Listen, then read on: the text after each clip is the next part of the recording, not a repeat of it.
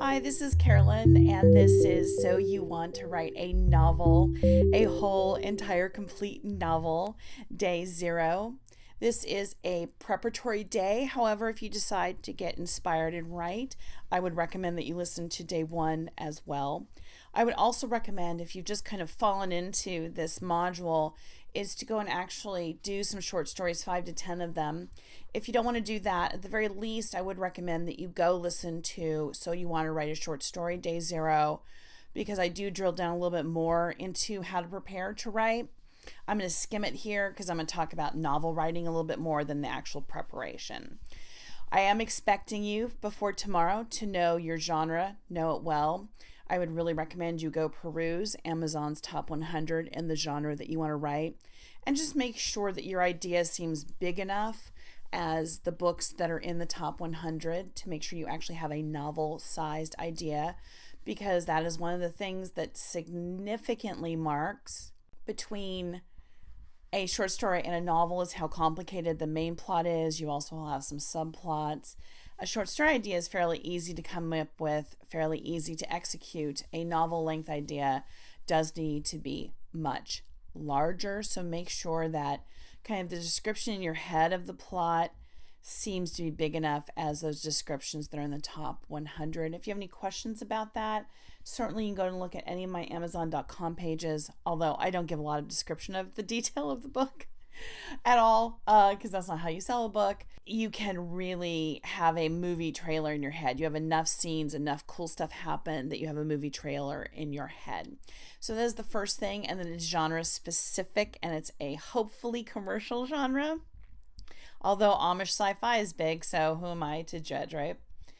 Then you're going to make sure that you are just physically prepared to write by getting good sleep, eating well, exercising, all that kind of good stuff. A happy writer is actually a better writer. I know that the legend is that you're supposed to be tortured and angstful and wear black and apparently a beret, but I have not found that to be true.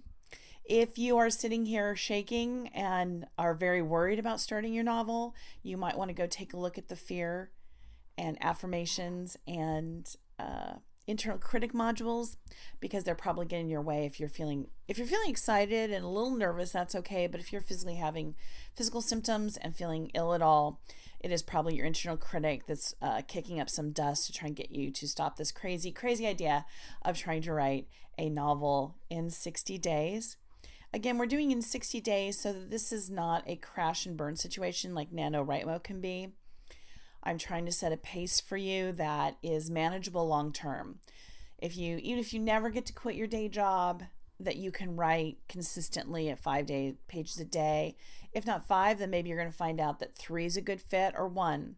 If you still write 3 pages a day, 5 days a week, you're still going to finish your book in about 3 months. And certainly even a page a day, you're going to finish it within a year. I mean, just think about that. You could both write and edit your book and have it done in a year, even at a page a day, which is 300 words. I mean, you probably write that much at work, just writing work stuff. And just imagine if you put that amount of attention. It's really about the consistency. This is the other reason why I like you to write a lot of short stories first, is to get that pacing down, so that by the time you're taking on the much larger structure and complexity of a novel, you have the basics down. You're figuring out how to write every day. You're putting words on the page every day. You've gone through the editing process numerous times. You know how that works. And you know you can trust the editing process, that you can write crappy. You've been practicing writing badly, thank goodness, because I know I write badly all the time.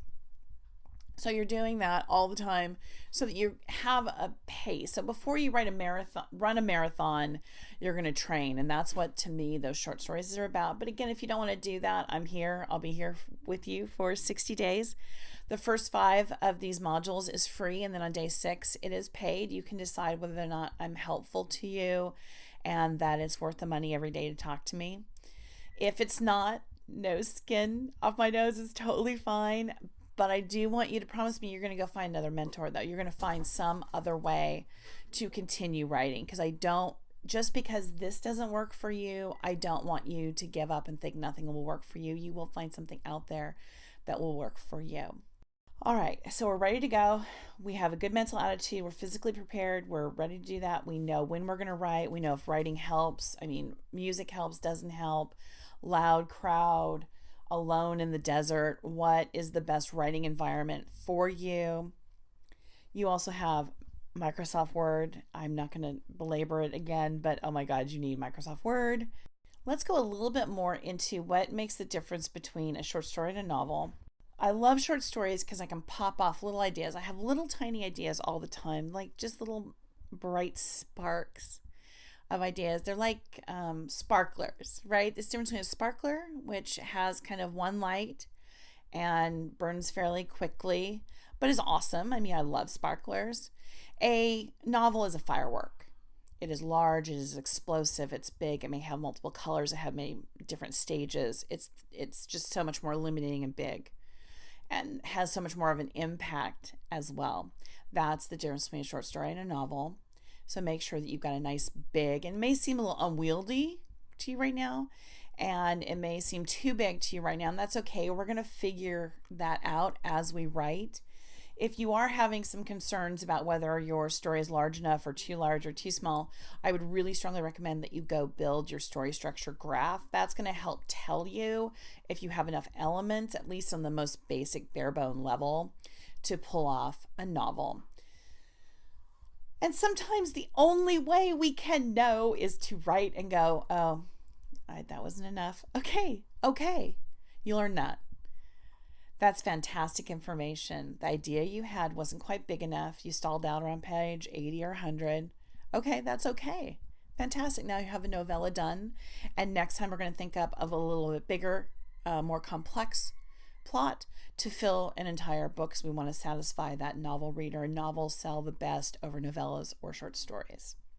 Always my thing is, if you want to make money at the end of every statement I make, and I'm always thinking towards that. You may not be thinking that way. You may just want to write better for yourself, for your family and your friends. And an 80-page book is great with you. A novella is fine with you, and that's what you want to write. That's your sweet spot. That's your ideas come in that. That's what you like to write. You like to quickly get them done rather than the slower slog of a novel that it can seem like. It's fantastic. All of this is just great information for you. No matter what happens during this novel writing process, it's just really good information to figure out what you want to do. Write novels. You know what? I just really like short stories. I'm going to stick with that. I'm going to stick with novellas. I do love novels, but maybe I just didn't have quite enough oomph in my story to make it there. So next time I'm going to make sure that oomph. Was I short on my subplots? Was I short on my plotting? Did I not do enough character work? You're going to figure that out. So I just really want to tell you how proud I am that you're thinking about doing this, how eager I am to get started on day one, which may be tomorrow. It may be in 2 weeks. You may realize that you don't have enough story and you're going to go and plot a little bit more. Don't take too long though. I never want you to go more than 2 weeks in between. And if you're super afraid and you have to go back to the fear module and the internal critic module and the affirmations, and you're having a hard time getting to day one, that's okay too. I still adore you.